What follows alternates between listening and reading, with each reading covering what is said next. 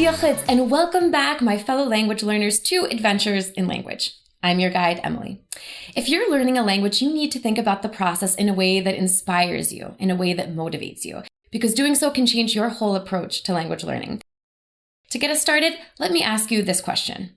What's your language learning metaphor? Some liken it to math, others think of it like painting. Others still relate language learning to an archaeological dig, whereby you uncover a new culture word by word, phrase by phrase.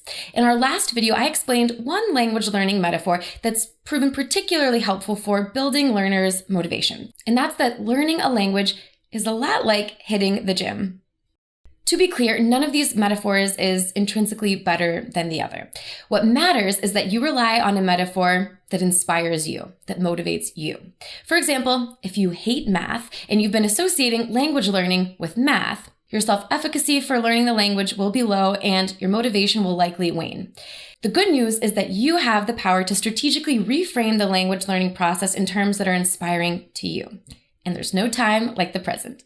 And when it comes to motivation, learning a language is indeed very similar to hitting the gym. In this video, I'm sharing 5 practical tips that you should be using to build your language learning muscle.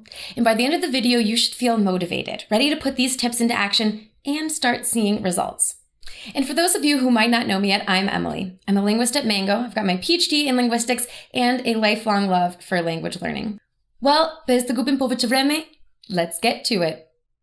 Here are your 5 tips for building your language learning muscle. 1.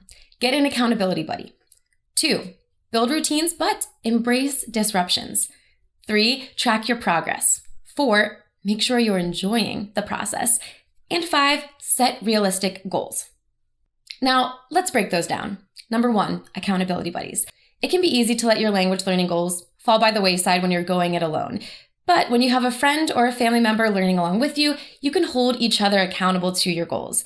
For those of you who use the Mango Languages app, did you know that you have access to the Friends and Family feature? You can add up to 5 friends and family accounts, and you don't have to be learning the same language for them to be your accountability buddy. You can be learning different languages and still motivate one another. Number 2, build routines, but embrace disruptions. Consistency, of course, is the key to building a language learning muscle. You have to make time for practicing the language, but that doesn't mean that you need to stick to a rigid schedule.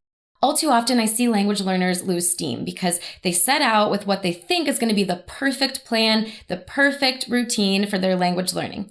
But then life gets in the way, they feel guilty for not sticking with it, and they give up. The key isn't to avoid disruptions. It's to adapt to them, embrace them. Maybe you set out to study every morning for 20 minutes, but then something came up this morning and you had to skip. Fret not, just make it up during lunch or maybe before you go to bed. And here's a little reassuring nugget of cognitive science research for you today. Variation in when you study and where you study can actually help you store information in your long-term memory more effectively. And the reason for this is that it helps you form new associations with your learning content. Long story short, if you can't stick to the routine you initially set, adapt. Maybe that means you protect time for language study on your calendar. Maybe you fit in a few minutes of a lesson in those little cracks throughout your day. Build those routines, but embrace the disruptions. Number 3, tracking your progress. People track their fitness goals and their fitness activity with a fitness watch. You can do the same with your language learning. For example, how many hours were you able to dedicate to language practice this week? Was it mostly during the day or at night? Were there any noticeable gaps in your study sessions throughout the week? Did you notice any patterns?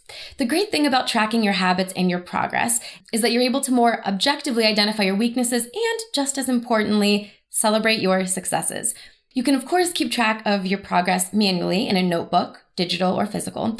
But if that sounds like too much work, the Mango Languages app can help you with that, as it tracks your activity on the app so that you can reflect on it later. Number 4, make sure you're enjoying the process. It sounds so simple, so obvious, I know, but you absolutely must find a way to make sure that you're enjoying the process of learning your language. Otherwise, you're not going to stick with it. It's the same principle with exercising. If you hate running, don't make running a central part of your exercise routine. So if you dread studying your language in your apartment or your house, then try going outside to a coffee shop or a park for your language learning. Or when it comes to vocabulary practice, if you find learning animal words to be boring and unmotivating, then learn the vocab for words and concepts that genuinely interest you, the ones that you're really likely going to use in real life conversations. Point is, if you want to stick with the language learning process, you have to make sure you enjoy it. All right, last tip, tip number 5. Set realistic goals. Your success ultimately is going to come down to the goals that you set for yourself. And you might think it's pretty straightforward. You might say, getting fluent is my learning goal. But there's actually a lot more to it than that. And if you haven't recently checked in on your specific language learning goals, I highly, highly recommend you do so.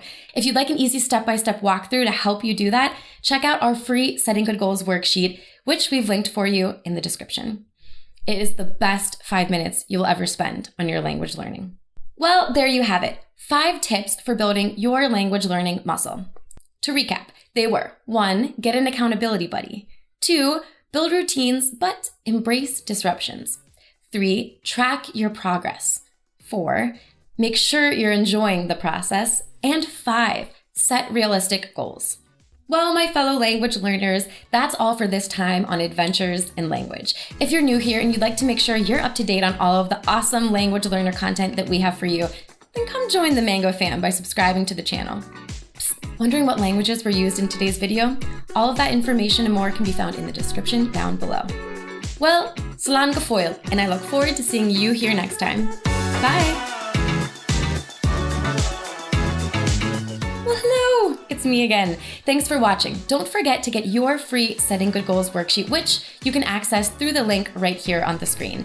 In our next video, I'll be talking about why it's so hard to master pronunciation in your target language and what you can do about it. In the meantime, you can catch up on our existing videos right here. Well, see you next time on Adventures in Language. Bye!